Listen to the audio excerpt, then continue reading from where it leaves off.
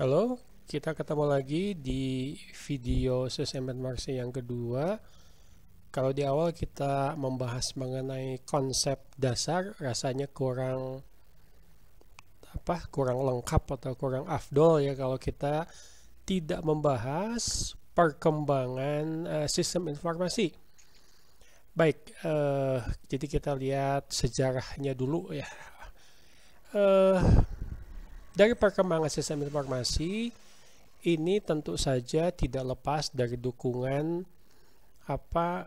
teknologi informasi ya, sistem berbasis komputer yang telah berkembang mulai dari diciptakannya PC tahun 80-an sampai dengan berkembang saat ini ya, orang dengan internet, dengan memanfaatkan smartphone, dengan memanfaatkan segala rupa pendukung teknologi informasi, menciptakan dampak perubahan pada pengguna akhir dan tentu saja juga manajerial dalam suatu organisasi.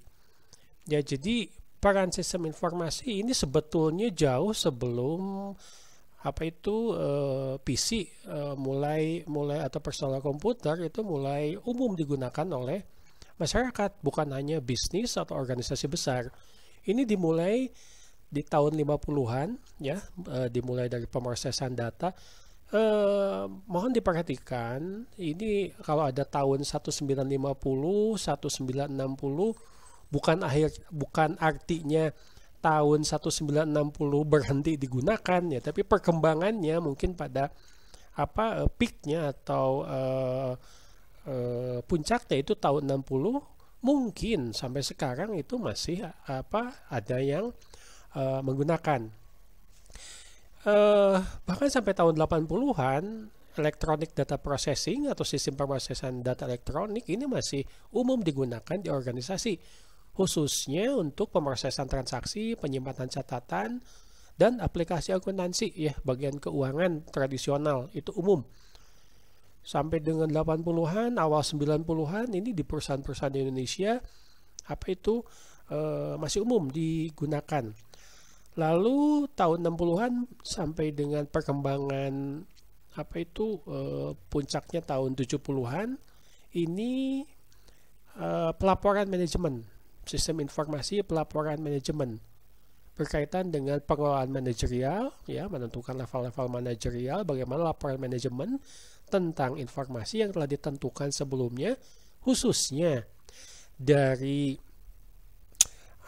low level managerial, day to day operational ini bisa mendukung untuk pengambilan keputusan ya, alias decision making.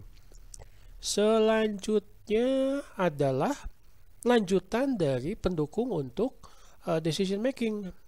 Tahun 70-an sampai dengan perkembangannya sampai dengan 80-an ini, kalau kuliah di Teknik Informatika Unpas, ini ada kuliah namanya SPK ya, Sistem Pendukung Keputusan. Jadi jelas ini adalah bagian dari sistem informasi. Ini adalah dukungan ad hoc interaktif untuk proses pengambilan keputusan manajerial tingkat level middle level management sampai dengan top level management, mulai dari manager, supervisor sampai dengan misalkan CEO, direktur ya, dan seterusnya akan didukung oleh sistem ini.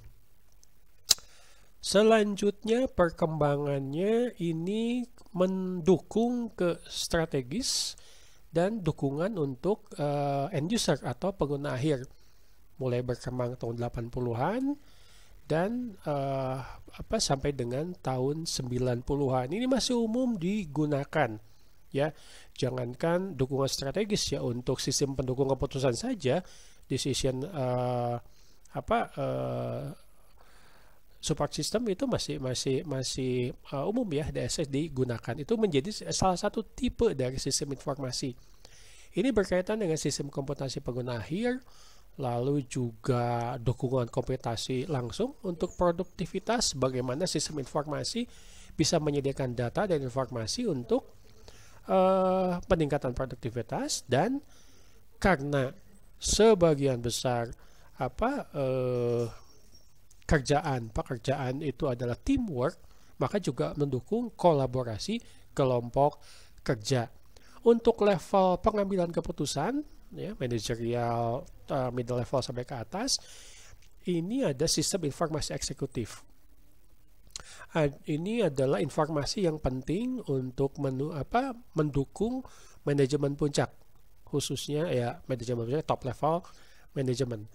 Bagaimana jika keputusan-keputusan tersebut membutuhkan informasi yang up to date, yang sangat berbasis pengetahuan misalkan. Nah, ini tersedia yang disebut sebagai expert system atau sistem pakar. Sistem ini akan memberikan saran atau masukan atau input yang berbasis pengetahuan, ya, knowledge, untuk bidang-bidang tertentu yang memang dibutuhkan dalam pengambilan keputusan untuk pengguna akhir, ya, di berbagai level manajemen. Dan selanjutnya adalah sistem informasi strategis. Ini sistem informasi yang khusus digunakan untuk mendukung produk dan layanan strategis dari sebuah organisasi atau perusahaan untuk mendukung keunggulan kompetitif. Ya, seperti kita ketahui, bisnis apapun itu pasti ada kompetitor, ada pesaing, ya. Kita bukan hanya butuh pengambilan keputusan, kita bukan hanya butuh untuk pengetahuan untuk pengguna akhir, tapi juga bagaimana tindak atau keputusan strategis yang bisa membuat perusahaan kita, organisasi kita, instansi ini bisa selangkah 2-3 langkah di depan para kompetitor, unggul dalam kompetisi, khususnya perebutan pangsa pasar misalkan. Selanjutnya, nah ini baru-baru saja ya, dari tahun 90-an sampai tahun 2000-an, adalah bisnis dan perdagangan elektronik. Kita mengenalnya sekarang sebagai e-bisnis dan e-commerce berbasis internet. Apa sih sekarang yang tidak bisa dibeli menggunakan apps berbasis internet misalkan? Lah, itu bagian dari e-commerce. Bagaimana datanya itu dikelola, bagaimana prosesnya, transaksinya, tata cara pembayaran, pengelolaan keuangan, dan seterusnya itu dikelola berkaitan dengan operasi e-bisnis global yang berbasis web, lalu juga perdagangan elektronik ya, atau e-commerce, baik di internet, ya, intranet, extranet, dan mungkin jaringan lainnya. Nah, dari tahun 2000-an itu sistem informasi mulai merambah mungkin ya ke perencanaan sumber daya perusahaan dan kecerdasan bisnis, intelligent business, di mana aplikasi antarmuka umum ya ini yang dibangun, istilahnya mungkin dashboard ya, atau penambangan data ya, data mining, atau data visualization, lalu ada customer relationship management atau manajemen hubungan pelanggan, lalu ada ERP, dan masih banyak lagi dukungan-dukungan terutama untuk perusahaan kelas enterprise ya, sehingga mereka bisa bersaing dalam e-bisnis. Jadi itu kurang lebih perkembangan sistem informasi dari tahun 50-an sampai dengan baru-baru ini. Nah, dari perkembangan tersebut sehingga menjadi wajar bahwa sistem informasi, nanti kita akan bahas di video berikutnya, ada spesialisasi atau ada tipe-tipe tertentu yang ditujukan untuk level manajerial tertentu juga, mulai dari executive support system ya, sistem yang mendukung eksekutif perusahaan, manajemen information system, ini umum ya dari tahun 80-an, dulu kuliahnya bukan namanya sistem informasi ya, tapi manajemen sistem informasi. Management Information System. Tadi saya sudah menyebut ada DSS, Decision Support System. Ya, kalau di kuliah biasanya disebut SPK, ya, Sistem Pendukung Keputusan.